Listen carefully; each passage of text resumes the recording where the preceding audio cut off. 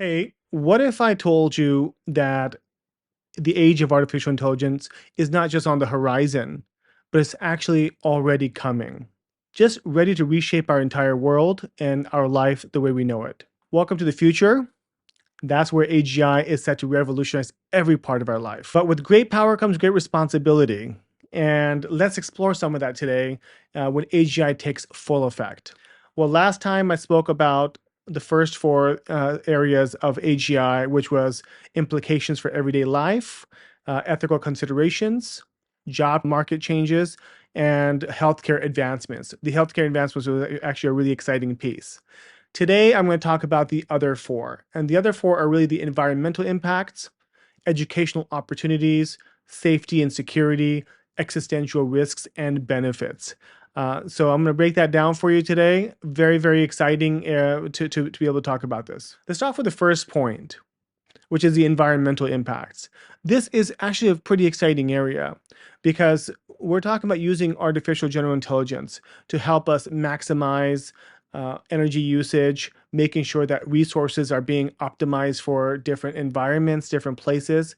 Climate change and sustainability has been really harmful, and it's been causing so much damage. There's been a lot of promise that somehow AI is going to come in and help us do some of that repair. And that is actually quite possible, and that's what we're looking forward to. So Google actually has this program called GNOME, and it has already been able to come up with 2.2 million new crystals and about 380,000 new materials.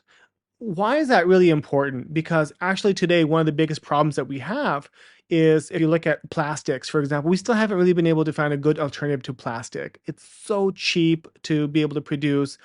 It does a lot of damage, but it has so much functionality for our economy and for the different types of use cases that we have for it. Now we have all these different new materials.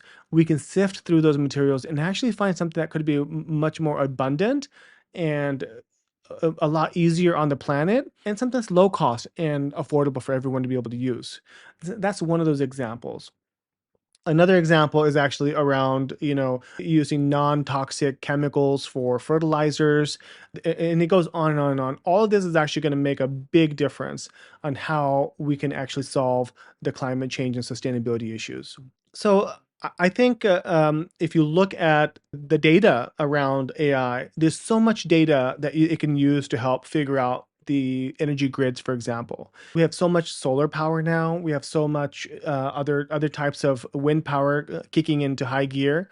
But at the end of the day, there's still a lot of wastage that happens. And I think that if we can really harness the data, analyze that data, and actually maybe even have the AI move that energy around the grid, we could potentially increase significantly the energy efficiency.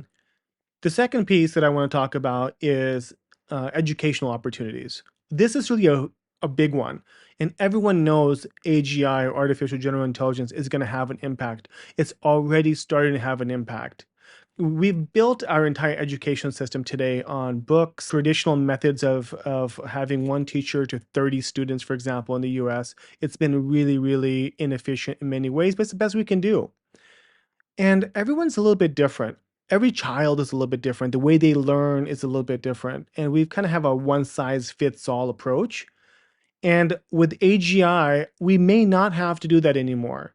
There's a lot of promise for personalized education for very low cost.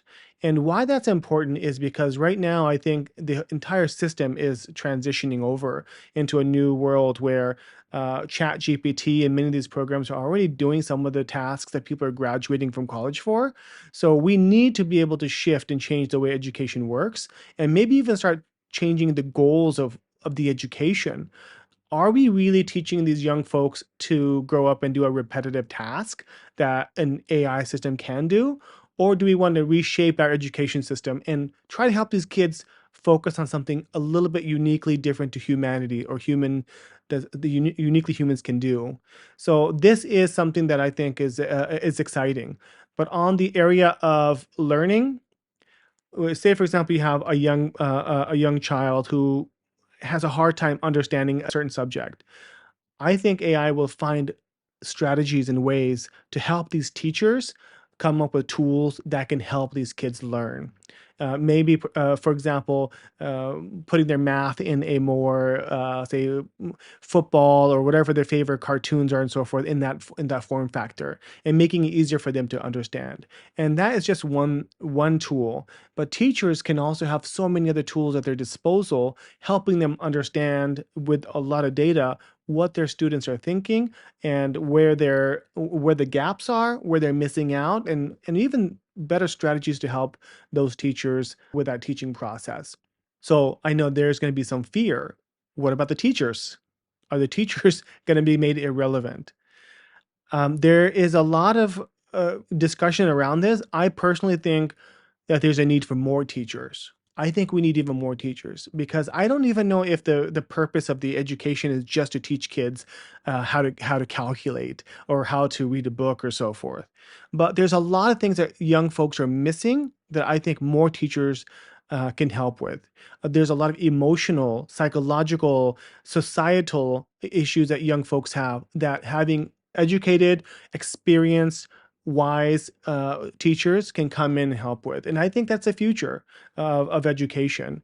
So, but once again, I think artificial general intelligence is going to have a huge impact in helping to facilitate this process.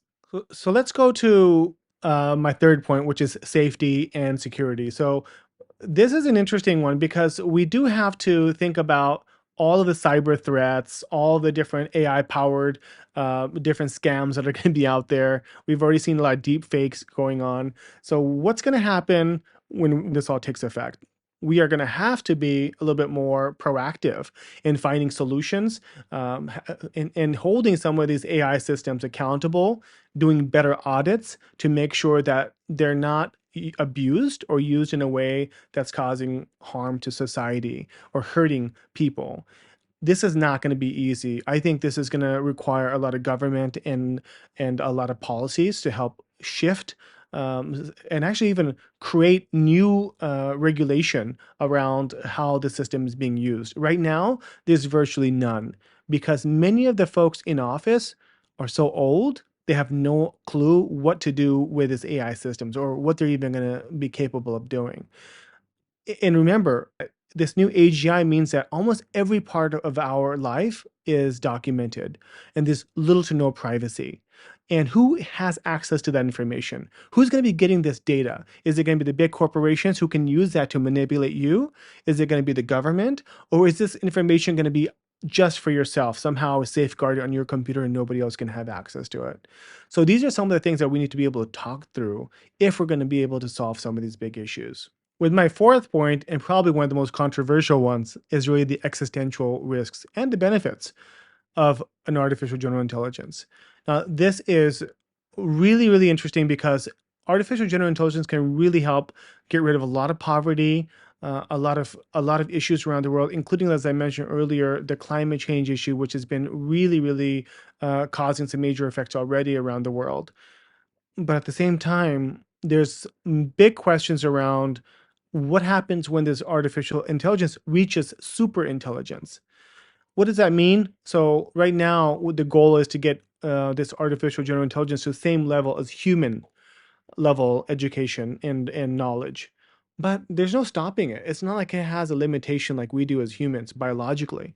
It can, what happens when it gets higher than that? That's actually considered super intelligence, something well beyond what humans are capable of. What happens then? And is it still aligned? I want to talk a little bit more about this whole alignment, AI alignment issue, because everybody's been talking about we need AI to be aligned to humans. What that really means is the program that we built thinking on behalf of human beings, on us?